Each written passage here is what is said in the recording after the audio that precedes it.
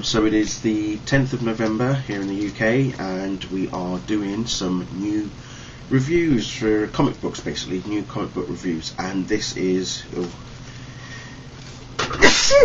whoa, excuse me. Right, so anyway, as I was saying, this is the review for Earth 2, the first 6 issues, issues 1 to 6. This was part of DC Comics' second wave of New 52.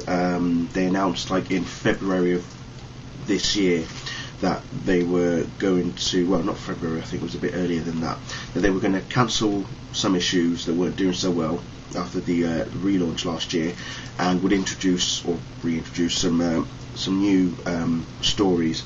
And obviously one of the biggest ones was Earth 2, along with other characters from this particular Earth as well. So I'm going to review Earth 2, and then after this I'll be reviewing World's Finest 1 to 6 as well. So anyway, so Earth 2 pretty much is just like Earth 1, or whatever our universe is known as, and this is where the epic, as it says on the first issue cover, it says the epic begins. As you can see, Superman, Batman and Wonder Woman there fighting off a massive horde of parademons. This has actually been written by James Robinson, and I have to admit he's done quite well with the story so far. So yeah, Superman, Batman and Wonder Woman facing a massive horde of parademons. Basically, Apocalypse has invaded, Darkseid has entered their Earth, as it were, and these well, they're very much outgunned, is all I can say. You know, they all three of them meet a tragic end. Batman pretty much was the last one to survive. Well, I say survive, but he was the last one to you know, their final sort of plan of attack was all done by Batman. And the Apocalyptian that they were facing was Steppenwolf, and as you can see, quite there, it is quite brutal what happens to them. So there you go. But what we also learn is, obviously, in this Earth 2, Batman, his daughter is actually Helena. She's actually Robin in Earth 2. Supergirl is also in Earth 2 here. So this is Earth 2's Robin and Supergirl, and somehow they go for a portal, and that's where they have their separate story of World's Finest. So I'll get to that one when I review that. This is where we also meet Alan Scott for the first time, and if you'll remember the story regarding Alan, he was outed as the gay character that DC were bringing in, as it were. I mean, even though in the previous DC universe, Obsidian, his son was gay, and there's a few other gay characters anyway, but they somehow, the media decided to make a massive hoo-ha about Alan Scott being the gay character here. But that aside, we also meet Jay Garrick as well in this, and all I'm going to show you is just the final shot of the first issue. It's just that's the god, the Greek god Mercury, obviously the god of speed, the messenger, as you like to call him.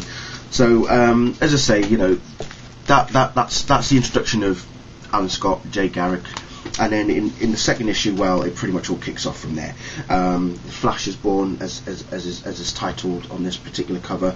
As you can see, the costume is so much different. We even at the beginning we bump into Michael Holt, aka Mr. Terrific, and he's arrived in a world where he's, well, it's pretty unfamiliar to him.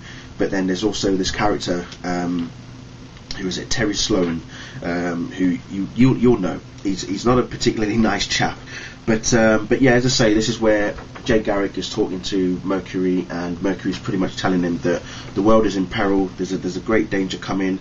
He's pretty much about to die. Never mind Apocalypse being the danger. No, there's a greater danger arriving, and he pretty much gives him his power. He gives Jay, passes on his power of speed to him, and well, there it is, the speed of a god, as it says right there. So that all goes on, and it's very interesting the way that they've done his costume, in that it's when he attempts to start running fast, that's when his costume just pretty much turns on, kind of thing. When he stops running, he's back to normal, sort of thing. Then again, we meet Alan Scott again, and this is where we meet his boyfriend for the first time. You know, they have a little moment to themselves, bless them. It is quite cute, to be honest. So yeah, as I was saying, for Jay Garrick, as you can see there he is just in the hoodie, and then when he suddenly decides to start running, well, there it goes, changes straight away. So it is very interesting the way that that's done. So as yet, he's not even called the Flash, but by the time he realizes how fast he's going, he then actually turns around and said, you know, saying that stopping sure not as easy as starting, so he needs to learn how to like stop. And he hasn't actually realized it, but he's gone that fast he's ended up in Poland. And then this is where we meet another familiar face, Hawkgirl, as you can see there. Try and get the better picture there. So that's Hawkgirl there. This one's Kendra as opposed to Shayara Hall. And then Alan Scott and Sam both on the train, right there, a pair of them, and then tragedy hits them as well, which is right there at the end, as you can see. So very, very, very interesting. Now, how the Green Lantern is born from that, well, this is where issue 3 comes in, which is where it talks about how, you know, Green Lantern came about. So from the depths of this, you know, ashes of a train wreck, Alan's looking for he's looking for Sam.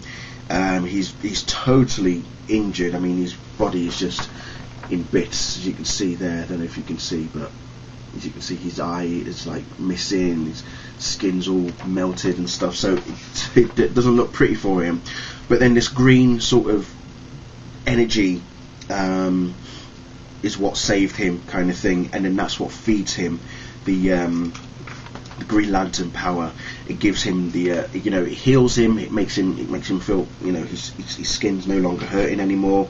So we'll eventually, you know, he takes on the role of Green Lantern. So like I say, anyway, Flash and Hawkgirl meet up for the first time, not in a very pleasant way, but then you know, as you can see, they're both playing, you know, cat and mouse kind of thing, as you can see there. It is quite interesting. But I mean, I just want to say that whilst reading this, it kind of does give you an idea as to how, in the old DC universe, how the likes of Alan Scott, Jay Garrick, Ted Grant, Al Pratt, and all of them were all formed in the first place. And you know, I look at this, while it's not really the same, you can clearly see that they are still trying to probably head towards what we've had in the past. But again, how they're going to get there is a whole different story altogether.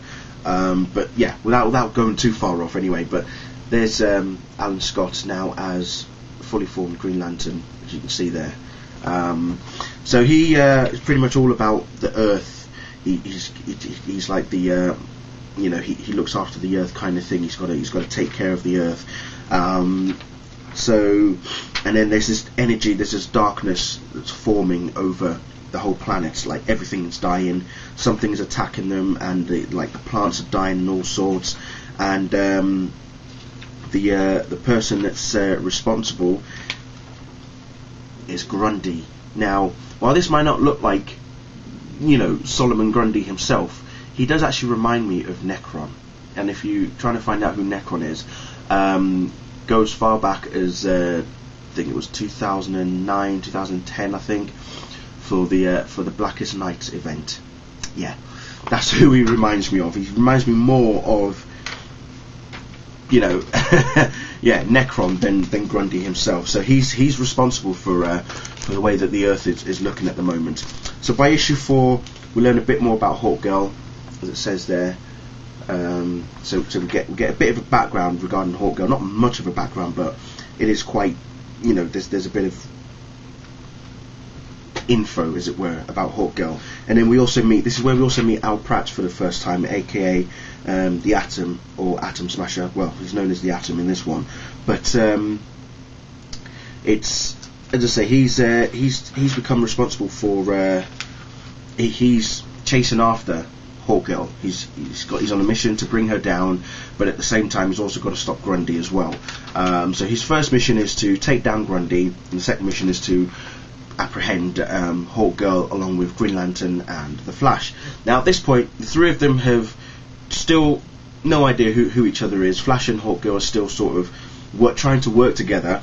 Green Lantern is now on his way to pursue the problem that they're facing, the Flash and Hawkgirl are facing, which is obviously Grundy, who's causing the Earth to decay at everything he touches, and it's pretty much up to Green Lantern to try and stop that from happening. But you look at their relationship, the chemistry between all three of them, and while Hawkgirl seems to think that she's probably better suited to resolve the issue, Green Lantern obviously has to take point. And in some cases, you can see that some of them, I would say that Hawkgirl doesn't really like it that much. But then when Al Pratt comes in, well, then pretty much shit hits the fan, because there he is, as you can see, he's already got Hawkgirl in his hand there as well.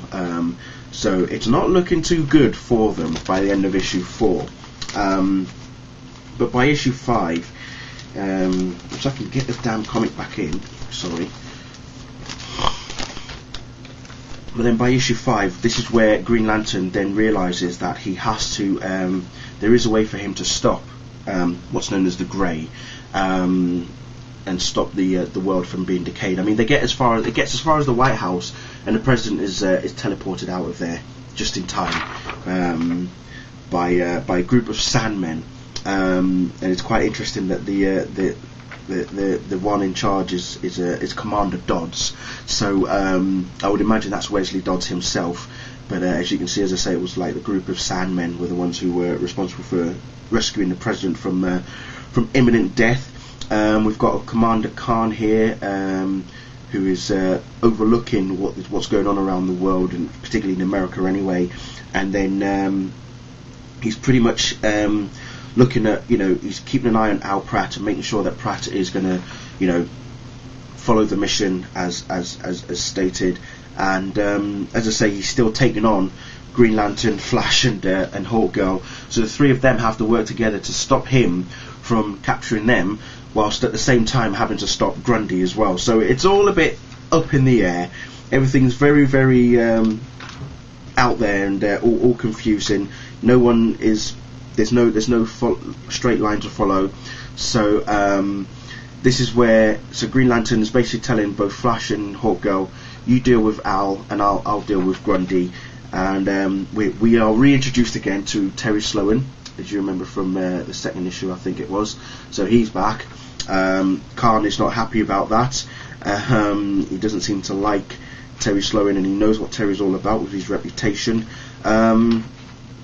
So anyway, as I say, the issue goes on, and then what they have to do is, Green Lantern comes to an idea where he has to, they have to distract Grundy while he has to go into a certain stasis and delve into the grey matter kind of thing to try and stop Grundy from